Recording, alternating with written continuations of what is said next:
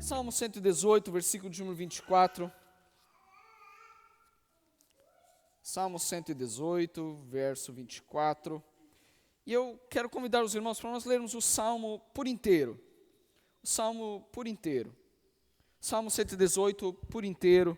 E aí passamos mais rápido por aqui e no versículo 24 a gente enfatiza mais. Salmo 118, versículo 1.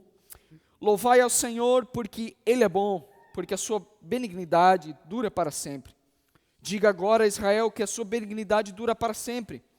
Diga agora à casa de Arão que a sua benignidade dura para sempre. Digam agora os que temem ao Senhor que a sua benignidade dura para sempre. Invoquei o Senhor na angústia. O Senhor me ouviu e me tirou para um lugar largo. O Senhor está comigo. Não temerei o que me pode fazer o homem. O Senhor está comigo entre aqueles que me ajudam. Por isso verei cumprido o meu desejo sobre os que me odeiam.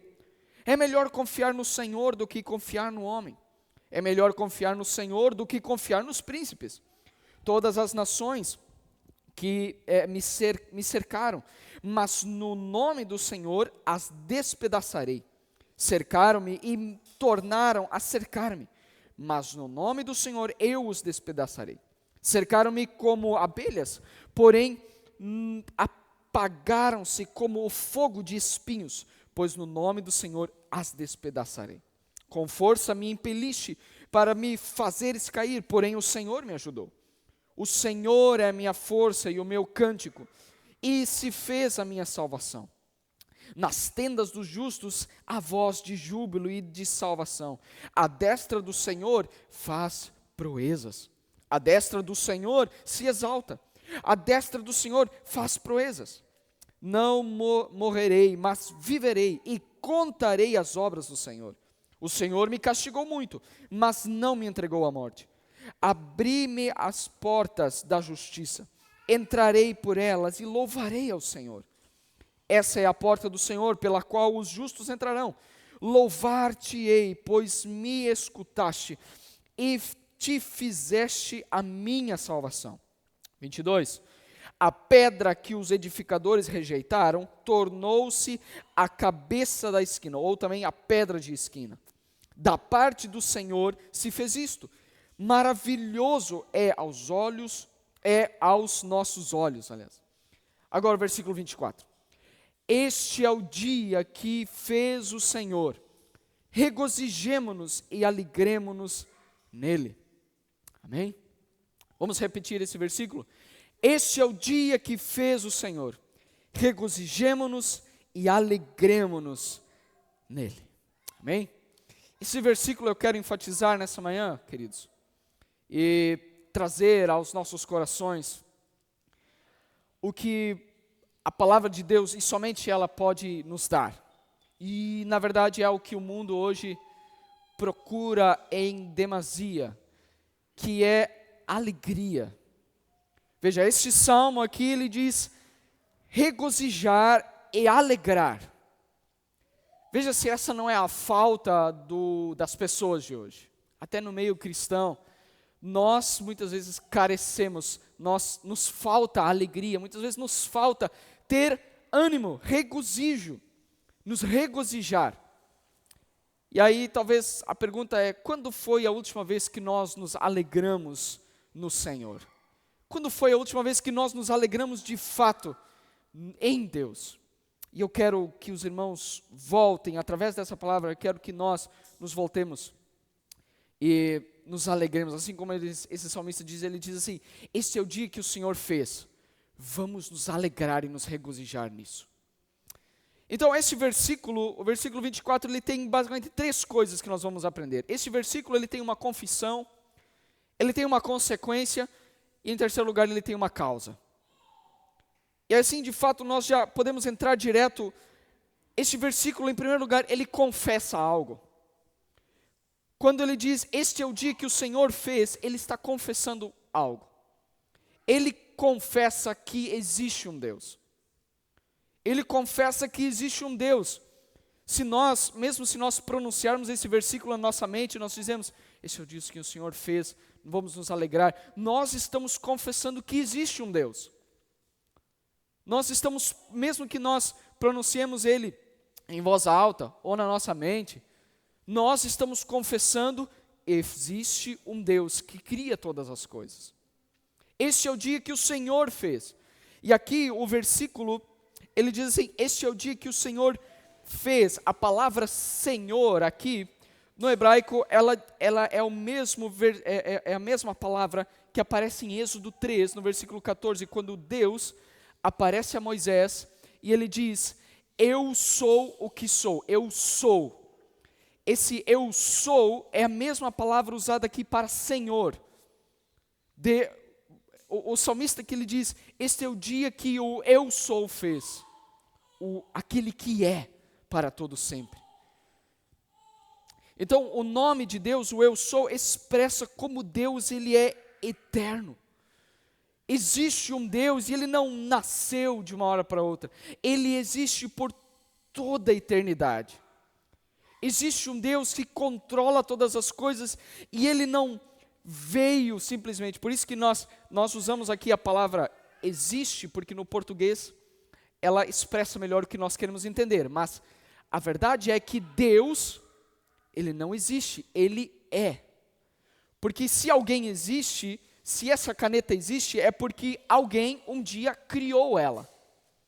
Deus, por ser um Deus eterno, ele não existe, ele não foi criado, ele não se criou, mas para todo sempre, ele existe, ele é o eu sou. E isso significa também que Deus é fiel, ele não muda. Desde toda a eternidade, ele é o mesmo Deus, ele permanece como é. Ele permanece como é, e quem ele é, dura para sempre. O caráter de Deus, os propósitos de Deus, não oscilam. Não é como os nossos governantes que na época de eleição eles prometem, aí durante os outros 4 anos eles não cumprem o que prometem, não é? Geralmente, mas às vezes eles fazem. Quer dizer, eles oscilam em seus propósitos, eles oscilam em seus objetivos. Isso é normal do ser humano, não só os governantes, mas nós oscilamos. Nós muitas vezes prometemos algo e não cumprimos, mas Deus não. Deus, desde o Gênesis, desde muito antes, até o Apocalipse, por toda a história, ele é o mesmo Deus, com todos os seus propósitos. Ele é um Deus eterno, ele é fiel. Quando nós pronunciamos esse versículo, este é o dia que o Senhor fez, nós estamos confessando isso. Existe um Deus que é eterno, e existe um Deus que é fiel. Então, quando nós tornamos esse versículo nosso, nós estamos confessando: o Senhor vive, o Senhor ele é para todo sempre. Deus ele é para todo sempre. Deus, sim, existe um Deus. O ateísmo ele vai dizer que na verdade não existe Deus. Lembra quando nós falamos na carta aos Colossenses, se não me engano, né, nós falamos sobre o agnosticismo. O agnosticismo diz que na verdade, a gente não consegue saber se existe um Deus. O agnosticismo diz isso. O panteísmo, ele diz que o universo inteiro é uma manifestação de Deus. Mas, na verdade, quando nós confessamos esse versículo, quando nós lemos esse versículo, nós estamos dizendo, nós não podemos dizer, nós não sabemos se existe um Deus. Quando nós confessamos esse versículo, nós estamos dizendo: existe um Deus. Existe um Deus que governa sobre todas as coisas. Ele é Ele que criou todas as coisas, é Ele que sustenta todas as coisas. Quando nós confessamos esse versículo, nós estamos confessando isso. Existe um Deus. Existe um Deus. Existe um Deus. Em segundo lugar, nós confessamos que Deus ele é o Criador, como nós já falamos. Nós estamos confessando: esse é o dia que o Senhor fez. Ele fez algo. Ele é um Deus criador que cria as coisas do nada. Ele criou, ele fez esse dia. Ele diz assim: este é o dia que o Senhor fez. Ele faz algo. Ele não é um Deus passivo que não está criando, mas ele cria algo do nada. E é óbvio que isso nos lembra de Gênesis 1, 2, quando Deus cria todas as coisas. Do nada, Ele cria todas as coisas. Deus é um Deus que cria todas as coisas. Ele é o nosso Criador. Ele fez o ser humano, Ele fez os animais, Ele fez toda a natureza. Ele cria todas as coisas do nada. Mas, e aí existe uma filosofia de que Deus, pode até existir um Deus, mas Deus, Ele criou todas as coisas e Ele se retirou, Ele não manda mais em nada. Existe essa filosofia de que Deus, Ele criou o universo inteiro, criou o ser humano, e aí Ele, como diz, largou de mão, Ele deixou tudo à mercê das suas próprias escolhas, Ele deixou o ser humano, deixou a natureza, e Deus se retirou. Ele não faz mais nada, Ele não intervém, Ele criou simplesmente e Ele fugiu. Essa é uma filosofia humana. Mas, queridos, tem um jornalista, um britânico, e ele é cristão, Chesterton, e ele escreveu um livro chamado Ortodoxia, e aí nesse livro ele sustenta a ideia de que Deus, Ele cria a cada dia coisas novas. Essa é a ideia quando nós falamos que Deus sustenta todas as coisas. Nós vamos olhar, por exemplo, Colossenses capítulo 1, versículo de número 16. Diz assim, porque nele foram criadas todas as coisas. Nele foram criadas todas as coisas. Deus criou todas as coisas. Gênesis 1, capítulo 2, capítulo 3. Deus criou todas as coisas. Mas Colossenses capítulo 1, versículo 16 e 17 também diz assim, tudo subsiste através dele. Tudo subsiste por ele. Quer dizer, Deus, Ele também sustenta todas as coisas. O que nós queremos dizer é que Deus, cada dia, Ele cria coisas ainda. Isso é maravilhoso. A cada dia, cada flor que floresce, cada criança que nasce, todo dia Deus cria coisas novas. E isso que nós queremos dizer com Deus sustenta todas as coisas. Deus cria todas as coisas. Lá no Gênesis Ele criou, mas a cada dia Ele sustenta a sua vida, Ele sustenta a vida do universo inteiro. Deus não é um Deus que se ausenta da sua criação, mas cada dia é um estado, né, de constante renovação. Deus está cada dia renovando, mesmo que este mundo esteja perdido em pecado, Deus ainda tem misericórdia e Ele sustenta o mundo em suas mãos. Ele sustenta a sua vida. Quando nós dizemos, esse é o dia que o Senhor fez, nós estamos dizendo, Deus, Ele criou sim todas as coisas, mas Ele cada dia está criando coisas novas. Quando você vê uma flor nascendo, quando você vê as árvores nascendo, quando você vê uma criança nascendo, tenha certeza, Deus ainda sustenta todo o universo. Deus ainda sustenta todo o mundo.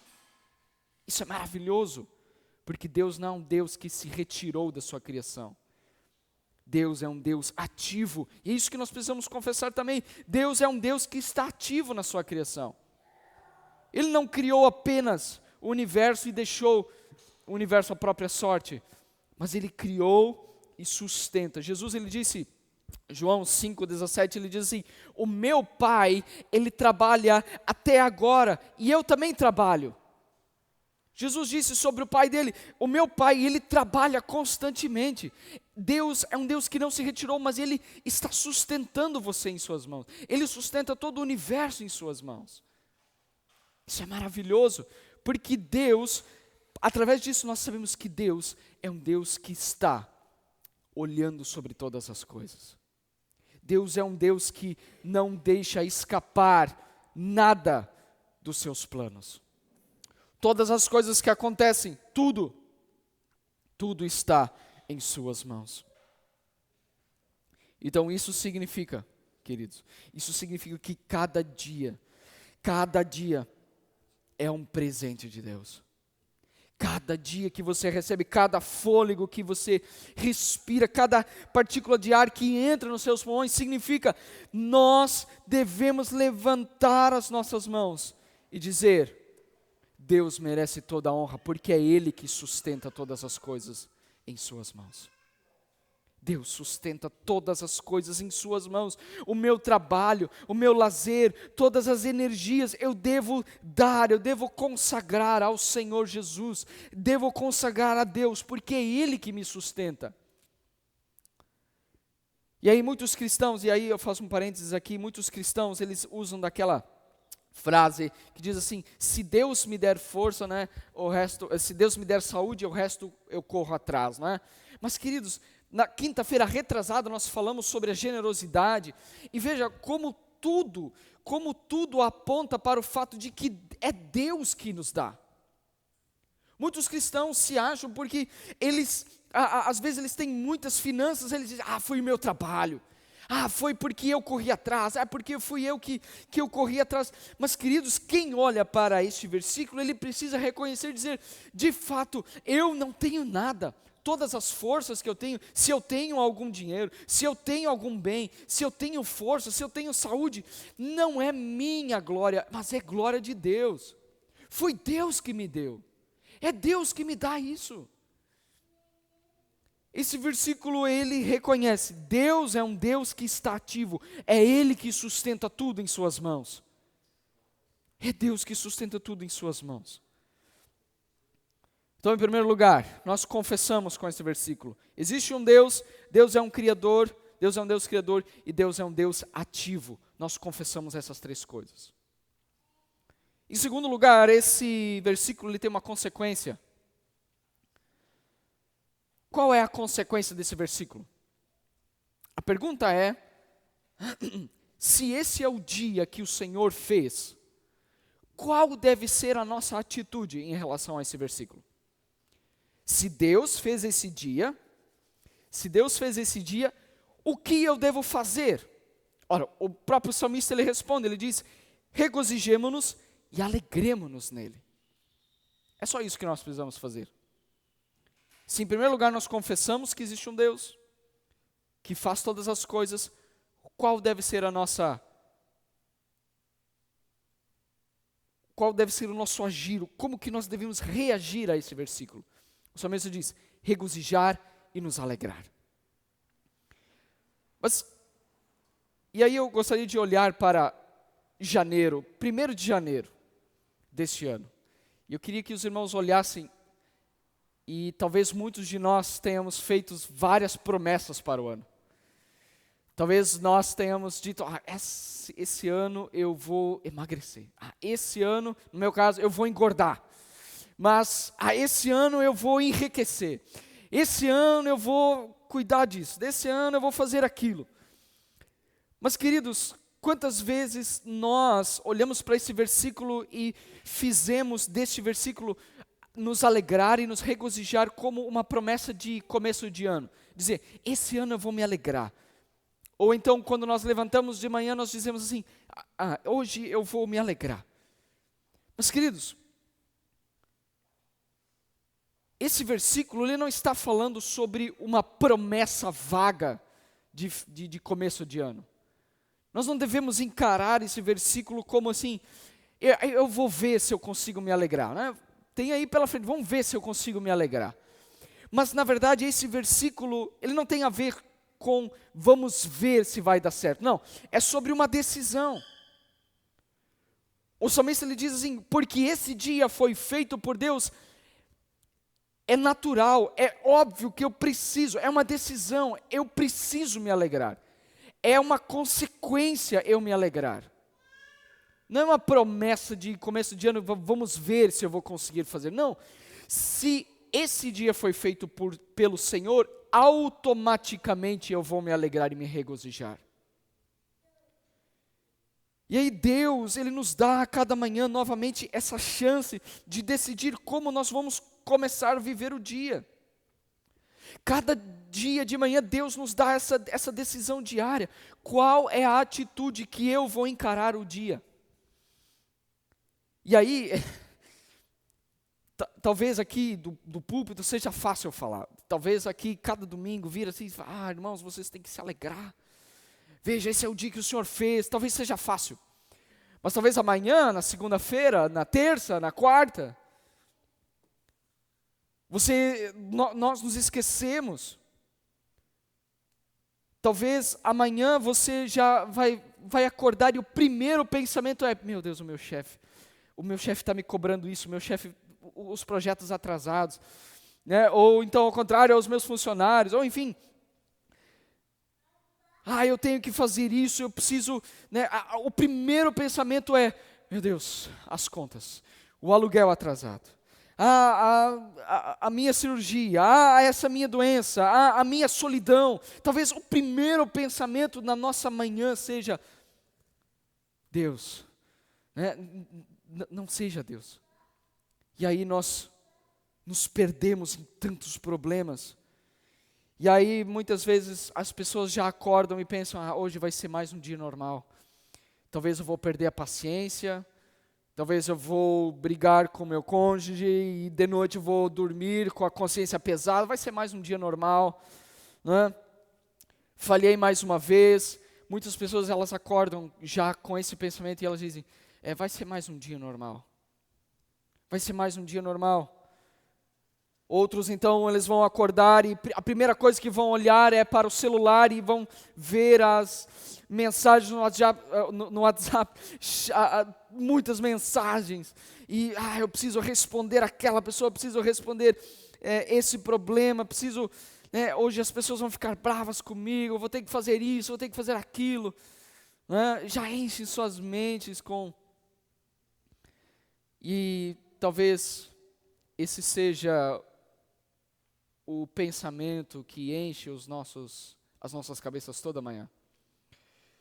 Eu sei porque isso afeta não só membros de uma igreja, mas isso afeta também pastores, isso afeta líderes, isso afeta as pessoas do mundo. Todas as pessoas têm problemas. Mas o salmista aqui diz: porque se é esse o dia que o Senhor fez, nós devemos nos alegrar.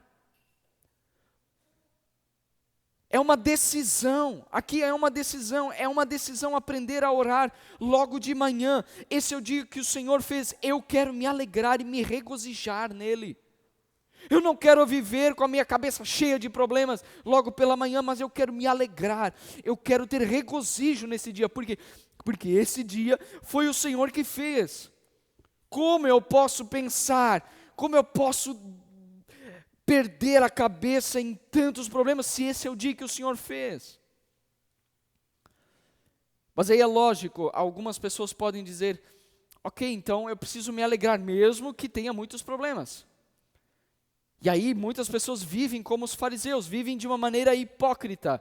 Eles estão com seu coração amargurado totalmente, estão com seu coração decepcionado, estão muitas vezes irados com Deus, porque Deus não fez como eles queriam, mas por fora elas estampam um sorriso. Amados, isso não é se alegrar, isso não é se regozijar, isso é viver de hipocrisia. É como dizer assim: eu vou fazer uma cara boa mesmo que tudo esteja indo mal. Isso não é se alegrar. Mas há dois tipos de alegria, na verdade. O Salmo 122, versículo 1 ou 2, ele diz da alegria que Davi teve quando ele vai com seus amigos à casa do Senhor, ao templo. Ele diz assim: alegrei-me quando me disseram, vamos à casa do Senhor. Os nossos pés estão dentro das suas portas, ó Jerusalém. Quer dizer, Davi, ele se alegra momentaneamente porque ele estava indo ao Senhor, ele estava indo à presença. Ele se alegra, é uma alegria momentânea de encontrar a Deus. Outro Provérbios também diz: grandemente se regozija o pai do justo e quem gera um sábio, nele se alegra. Quer dizer, é uma alegria momentânea. O cristão, ele tem alegrias momentâneas quando ele recebe uma bênção, como nós falamos aqui. Veja quantos milagres nós não experimentamos durante a semana. Há uma alegria nisso, e isso é Deus que dá para nós essas alegrias, isso é maravilhoso. Mas existe uma outra alegria, que é a alegria que vem de um conhecimento que é futuro. Nós nos alegramos numa esperança, é a alegria da esperança.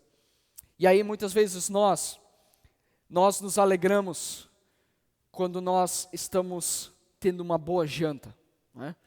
Eu muitas vezes me alegro quando nós estamos com fome, e aí nós comemos aquele almoço delicioso, nós ficamos extremamente alegres. Essa é uma alegria momentânea. Mas se nós pensarmos na alegria futura, nós vamos pensar, mas um dia haverá uma refeição das bodas do Cordeiro, onde lá não haverá mais choro ou tristeza, mas lá haverá apenas alegria. Essa é uma alegria futura. Eu me alegro não somente na janta ou no almoço daqui, mas eu penso, um dia eu vou ceiar com Jesus Cristo lá no céu. É uma alegria futura. Eu já me alegro agora, porque eu sei que está reservado uma casa. Jesus diz, há casas, há moradas para vocês lá no céu. Meu Pai está preparando. Meu Pai preparou para vocês. É uma alegria futura, há uma alegria onde nós nos alegramos pelo que a Bíblia já nos prometeu.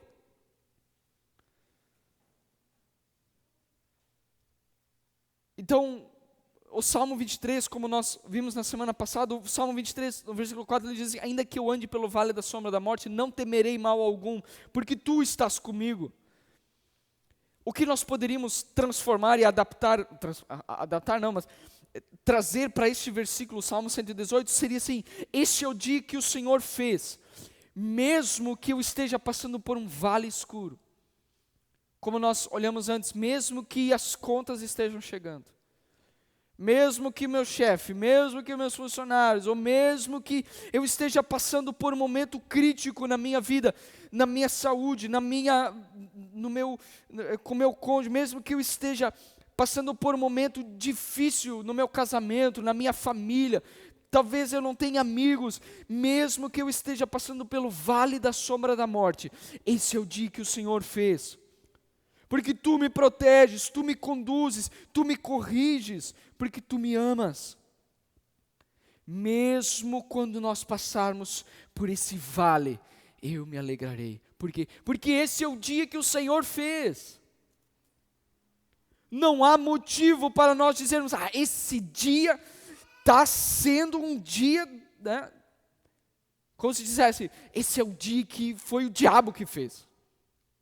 Muitos cristãos vivem assim, eles têm um dia mau, eles já acordam com pensamentos, hoje vai ser um dia do cão, como dizem, né? Não, o verdadeiro cristão, ele olha, ele diz assim, todos os dias são feitos por Deus. Mesmo que eu ande pelo vale da sombra da morte, esse é o dia que o Senhor fez.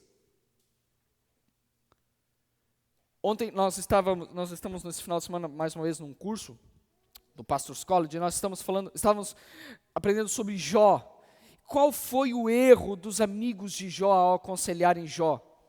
Eles estavam teologicamente corretos, mas os amigos de Jó, eles estavam ali o tempo todo, né? Jó, você pecou, você fez aquilo. Mas o erro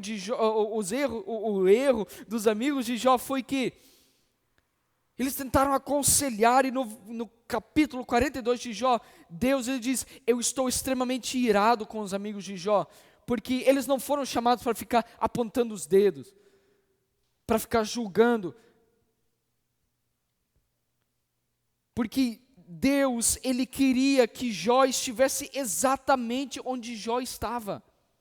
Deus queria, por mais difícil que olhar para Jó sofrendo fosse, Deus queria que assim fosse. Deus queria que Jó estivesse naquele lugar. Deus quis assim. Então, meu querido irmão, mesmo que você esteja passando por momentos de profunda angústia, mesmo que talvez você esteja se sentindo sozinho, mesmo que você esteja se sentindo totalmente desamparado, Deus quer que você esteja exatamente onde você está. Deus quer que você esteja ali. Deus tem planos. O salmista diz, ainda que eu ande pelo pior momento da minha vida, eu sei que o Senhor não me abandona. Por quê? Porque esse é o dia que o Senhor fez. Esse é um dia que o Senhor fez. Eu devo me alegrar, não no fato que está tudo ruim. Eu não fico estampando uma cara de sorriso, está tudo bem, eu estou feliz, né? Mas aqui no meu coração, ele está tão triste. Não. O meu coração se alegra porque eu sei, Deus fez esse dia. Deus está no controle, mesmo no pior dia. Deus está no controle, mesmo no pior dia. quando confessamos que tudo coopera para o bem dos que amam a Deus, nós estamos fazendo uma confissão de esperança quanto ao futuro. Deus vai nos guardar. Tudo coopera para o meu bem. Tudo coopera para o nosso bem. Salmo 16, 11 diz: Tu me farás conhecer a vereda da vida, na tua presença há plenitude de alegria, delícias perpetuamente à tua direita. Veja que maravilhoso, os salmistas, eles capturam essa ideia de que há alegria plena apenas quando nós olhamos para Deus. Apenas quando nós olhamos para Deus. Então aprendemos, em primeiro lugar, esse versículo ele confessa, existe um Deus, Ele criou todas as coisas, Ele sustenta todas as coisas. Em segundo lugar, há uma consequência, eu preciso me alegrar, porque esse é o dia que o Senhor fez. Independente se é um dia bom, se é um dia mau, eu me alegro no Senhor. Eu me alegro no Senhor, porque é Deus que está no controle de todas as coisas. Em terceiro lugar e por último, este versículo lhe traz uma causa. Qual é o fundamento da nossa alegria? Vejamos, olhemos para Jesus Cristo. A nossa alegria, ela não está baseada simplesmente porque o nosso dia é bom. Muitos cristãos, eles acham que a alegria é só quando Deus dá bênçãos para eles. Mas a nossa alegria, ela está fundamentada, assim como esse prédio aqui está fundamentado em fundamentos que nós não vemos. Não está simplesmente construído em cima da terra, mas está fundamentado, a nossa alegria também, ela está fundamentada em uma causa, e essa causa é o nosso Senhor Jesus Cristo. O Salmo 118, que nós lemos antes, ele lembra muito a libertação de Israel da escravidão do Egito. Quando nós lemos esse salmo, nós muitas vezes vamos lembrar, esse salmo lembra muito sobre a libertação de Israel do Egito, da escravidão do Egito. E ele é um salmo messiânico, ou seja, ele anuncia o Messias. Ele fala sobre o Messias que ia vir. Por isso que no versículo 22, a pedra que os edificadores rejeitaram tornou-se a pedra de esquina, ou a pedra angular, ou a cabeça da esquina. Aqui está falando sobre Jesus Cristo. Os evangelhos depois, eles vão relembrar este versículo aqui. Mateus 21, Marcos 11, Lucas 19, João 12, eles vão relembrar esse versículo aqui. O versículo 25 ao 26 também foi aclamado pelos judeus quando Jesus entrou no dia de Ramos, a entrada triunfal. Quer dizer, esse é um capítulo de Salmos, o Salmo 118 é um capítulo messiânico, ele anuncia o Messias. Mas esse salmo, ele aponta para o sofrimento do Messias. Ele diz, a pedra que os edificadores rejeitaram. A pedra angular que é Jesus Cristo foi rejeitada. Aqui está falando sobre sofrimento. Jesus foi aquele que foi rejeitado. Jesus é a pedra de esquina que foi de forma violenta rejeitada. Nós olhamos para os judeus, os romanos, crucificando Cristo. Ele foi rejeitado pelos seus. E eles não rejeitaram apenas Jesus e diziam, nós vamos abandonar, mas eles crucificaram Jesus Cristo. Eles rejeitaram Jesus Cristo. E aí na cruz do Calvário, a pedra de esquina, ela foi rejeitada. E o Salmo diz, esse é o dia que o Senhor também fez. Esse é um dia que o Senhor fez também. Jesus, ele recebeu a terrível ira de Deus sobre si. Jesus recebeu das mãos de Deus Pai a ira que estava destinada para nós. E este foi um dia que Deus também tinha feito. Este é um dia que o Senhor fez também. Pedro, lá em Atos 2, 23, quando ele prega o primeiro sermão, ele diz assim, esse Jesus foi entregue conforme o plano dos romanos? Não, conforme o plano de Deus. Deus planejou esse dia. Deus planejou. Deus planejou de antemão, como se ele lembrasse desse versículo. Este foi um dia que Deus fez. Antes mesmo daquele dia acontecer, Deus já tinha em sua memória, Ele já tinha esse dia, o dia da crucificação, o dia em que os nossos pecados foram perdoados. Esse é o dia que o Senhor fez.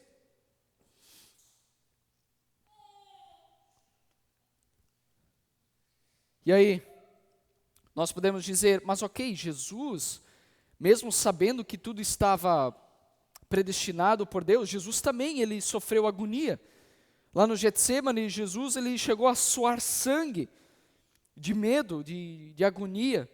E aí, como que nós podemos dizer, mas nós devemos nos alegrar nisso? E Hebreus 12:2 diz assim, Jesus, pelos gozos que lhe estavam propostos, pela alegria que lhe estavam propostos, suportou a cruz, desprezando a vergonha, e está sentado à direita do trono de Deus. E aí Jesus, ele sabia que esse dia de sofrimento, ele tinha sido feito por Deus.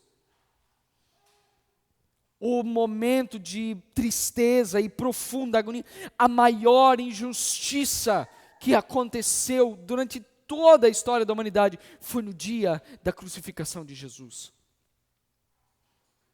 Muitas vezes nós nos sentimos injustiçados, né, pelos governos, ou enfim.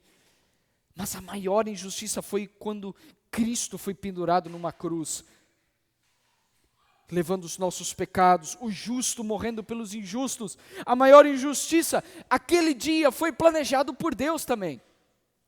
Aquele dia foi planejado por Deus. Mas Jesus, Hebreus diz assim, porque Jesus sabia que ele não iria ficar no leito de morte, ele iria ressuscitar, e pela alegria que lhe estava proposta, Jesus obedeceu ao Pai em tudo. Jesus sabia que aquele dia, mesmo parecendo tudo trevas, parecendo tudo escuro, Jesus, ele sabia que Deus daria uma alegria. E aí nós sabemos que ele ressuscitou ao terceiro dia. A morte de Jesus conquistou para si um povo eleito. A ver, nós somos a alegria, as joias da coroa de Jesus. Nós somos aquilo que Jesus conquistou naquele trágico dia. Ele conquistou a igreja. Jesus, na ressurreição, ele foi exaltado. Pela sua morte e ressurreição, ele se tornou a pedra angular da sua igreja. Mesmo que há 2000 anos atrás ele foi rejeitado, hoje para nós, ele é a maior preciosidade. Sem Jesus Cristo tudo desmorona, tudo cai. Se o fundamento da nossa alegria não é Jesus Cristo, tudo cai. Este é o dia que o Senhor fez, por isso que nós nos alegremos. Por isso nós devemos nos alegrar. Esse é o dia que o Senhor fez também para nós. Hoje, se ouvirdes a sua voz, não endureçais os vossos corações. Salmo 95, 7-8. Não endureça o seu coração, mas olhe para Jesus Cristo e veja, Ele salvou você dos seus pecados. E este foi um dia que Deus fez. Você deve se alegrar, porque Deus está no controle de todas as coisas. Deus está no controle da pior situação, e Ele está no controle nos seus melhores dias. Deus não perde o controle. Talvez amanhã, a primeira coisa que você vai, quando você acordar, talvez você seja tentado a se preocupar e dizer, poxa vida, os meus problemas, eu tenho tantos problemas, eu tenho tantas situações que eu preciso resolver. Mas a primeira coisa que você deve olhar pela manhã é orar esse salmo e dizer, este é o dia que o Senhor fez. Eu me alegro, porque esse é o dia que o Senhor fez. Apesar das situações difíceis que me rodeiam, apesar disso, Deus fez esse dia. Deus está no controle desse dia. Deus está no controle desse dia. Por isso que nós Não ficamos apenas com um sorriso no rosto e, o nosso coração ele está triste, amargurado, mas, eu estampo um sorriso. Essa é a alegria do cristão. Essa não é a alegria do cristão. Isso é viver de hipocrisia. A alegria do cristão, ele se alegra. Deus está no controle de todas as coisas.